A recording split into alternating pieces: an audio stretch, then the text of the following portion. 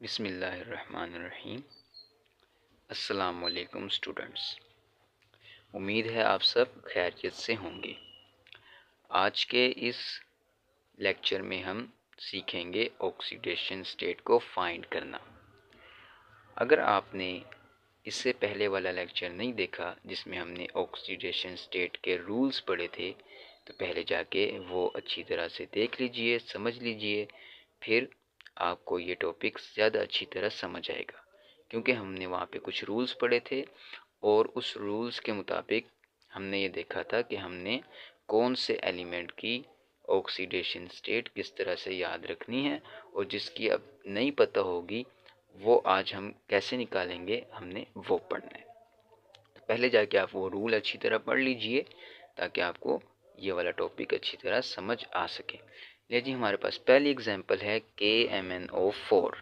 तो यहाँ पे हमने जो रूल्स पढ़े थे वो ही रूल्स हमने अप्लाई करने हैं। हमने ये पढ़ा था कि जो हमारे पास ग्रुप 1 के एलिमेंट होते हैं उसकी हमेशा ऑक्सीडेशन स्टेट +1 होती है। तो ये जो पोटेशियम है ये ग्रुप 1 से बिलोंग करता है, तो इसकी ऑक्सीडेशन स्टेट मेरे पास है +1। ऑक्सीजन यहाँ पे नॉर्मल ऑक्साइड की फॉर्म में है, तो इसकी ऑक्सीडेशन है -2। ठीक है, तो पोटेशियम के नीचे हमने लिख दिया +1, और मैग्नीशियम की चूँकि हमने फाइंड करनी मैग्नीज़ की हमने फाइंड करनी है, तो उसकी हमने इसी तरह से लिख दिया है। अब ऑक्सीजन जो है, ऑक्सीजन की हमारे पास -2 ऑक्सीडेशन स्टेट होती है, -2 लिखेंगे, और यहाँ पे ऑक्सीजन के जो एटम हैं वो 4 हैं, तो उसको 4 के साथ मल्टीप्लाई कर देंगे। अब ये पूरी जो स्पीशीज़ है ये आइंस की फॉर्म में नहीं है या इसके ऊपर कोई चार्ज नहीं है, इस वजह से इसको किसके इक्वल रखेंगे, ज़ीरो के, क्योंकि ये न्यूट्रल है और न्यूट्रल को हमेशा हम ज़ीरो के इक्वल रखते हैं। अब क्या करेंगे, यहाँ पे 2 4 ज़ा 8 हो जाएगा।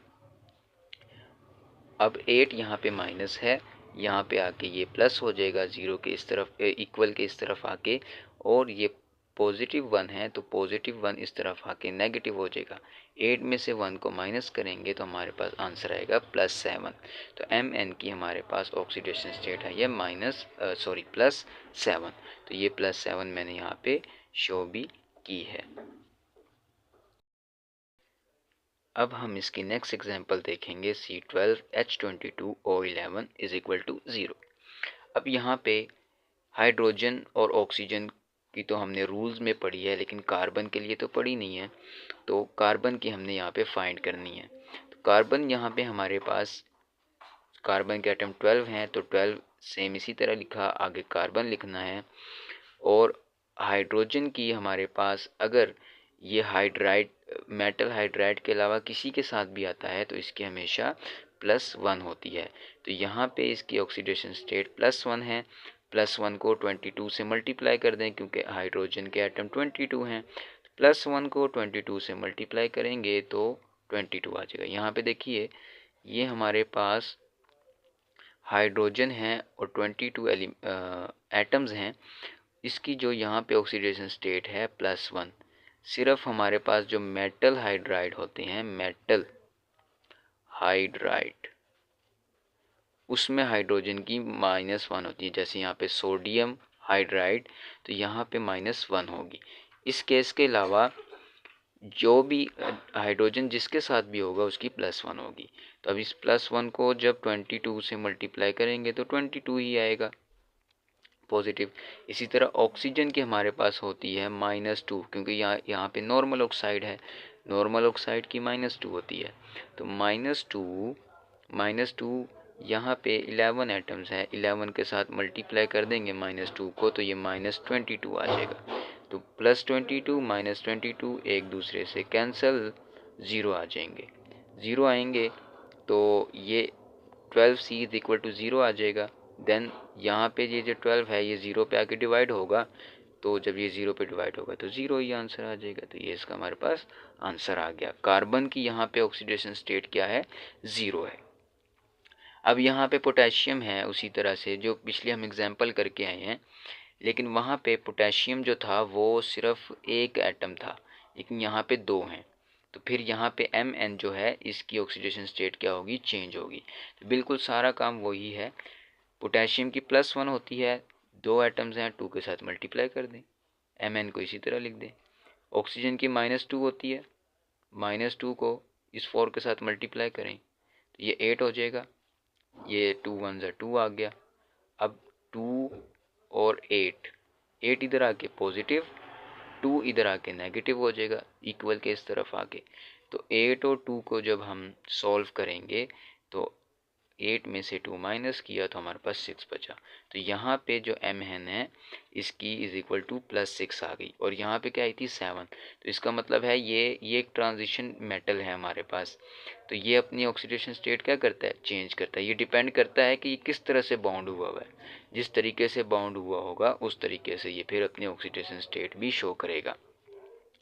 अब यहाँ पे SO4 है, और इस SO4 पूरे होल के ऊपर ये -2 आइन है।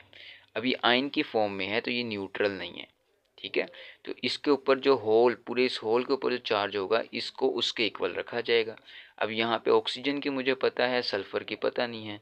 अब ये दोबारा से सुनिए कि ये अब न्यूट्रल नहीं है। न्यूट्रल जो होता था उसको यहाँ पे देखिए हम 0 के इक्वल रखते थे, ये आइन की फॉर्म में है। तो आइन देखें ऊपर कौन सा है, -2 है, तो -2 के इक्वल रखें। जौन सा भी आइन होगा, -1 हो, +1 हो, -2 हो, +2 हो, सो ऑन, उसको उसके इक्वल रख दें। अब ऑक्सीजन की पता है ये यहाँ पे नॉर्मल ऑक्साइड है, तो -2 नॉर्मल ऑक्साइड की ऑक्सीडेशन स्टेट होती है। 4 के साथ मल्टीप्लाई कर दें, 2 4 ज़ा 8, सल्फर को इसी तरह लिखा रहने दें। अब -2 को इधर लेके आए, ये प्लस हो जाएगा, +8 में से -2 को माइनस करें तो ये हमारे पास +6 बचता है। तो ये हमारे पास आ गई सल्फर की ऑक्सीडेशन स्टेट। नेक्स्ट हमारे पास एग्जांपल है NH4 की। यहाँ पे हमें हाइड्रोजन की पता है, नाइट्रोजन की नहीं पता, तो इसको फाइंड करने की कोशिश करते हैं। अब देखें ये भी आयन की फॉर्म में, आयन है सिर्फ प्लस, तो प्लस के साथ कुछ भी नहीं लिखा। जिसके साथ कुछ नहीं लिखा होगा, सिर्फ प्लस और माइनस लिखा होगा, इसका मतलब इसके साथ 1 है। तो इस टाइम प्लस है तो +1 है, अगर माइनस होता तो -1 होता। अब यहाँ पे +1 है तो ये आयन की फॉर्म में है, तो मैंने अभी बताया है जो आयन ऊपर होगा उसी के इक्वल रख देंगे। अब यहाँ पे हाइड्रोजन है, और हाइड्रोजन मेटल के साथ नहीं है, नॉन मेटल के साथ है, तो हाइड्रोजन की क्या होगी, +1। +1 को मल्टीप्लाई करेंगे 4 के साथ, ये सॉरी मल्टीप्लाई है, प्लस नहीं है, तो ये हमारे पास अगेन यहाँ पे 4 आ जाएगा। अब 4 है, ये +1 है, 4 यहाँ पॉजिटिव है, यहाँ पे आके नेगेटिव हो जाएगा। अब यहाँ पे -4 हो गया, +1, 4 में से 1 माइनस किया तो यहाँ पे -3 रह जाएगा। तो इसका मतलब नाइट्रोजन की ऑक्सीडेशन स्टेट हमारे पास क्या आ गई, -3। तो आज हमने क्या सीखा कि हम अननोन एलिमेंट, यानी कोई ऐसा एलिमेंट जिसकी हमारे पास ऑक्सीडेशन स्टेट मौजूद नहीं होगी, वो हम कैसे निकालेंगे। उसके लिए पहले हमें रूल्स पता होने चाहिए। वो रूल्स हमें पता होंगे तो हम फिर ऑक्सीडेशन स्टेट निकाल सकते हैं। तो आज के लिए इतना ही काफ़ी। इंशाल्लाह नेक्स्ट लेक्चर में नेक्स्ट टॉपिक डिस्कस किया जाएगा, और हम आपसे बार बार ये बात करते हैं कि हमारी सपोर्ट के लिए हमारे चैनल को ज़रूर सब्सक्राइब करें, ताकि आने वाली वीडियो भी आपको मिल सके, आपका भी कोई फ़ायदा हो सके। बहुत बहुत शुक्रिया। अल्लाह हाफिज़।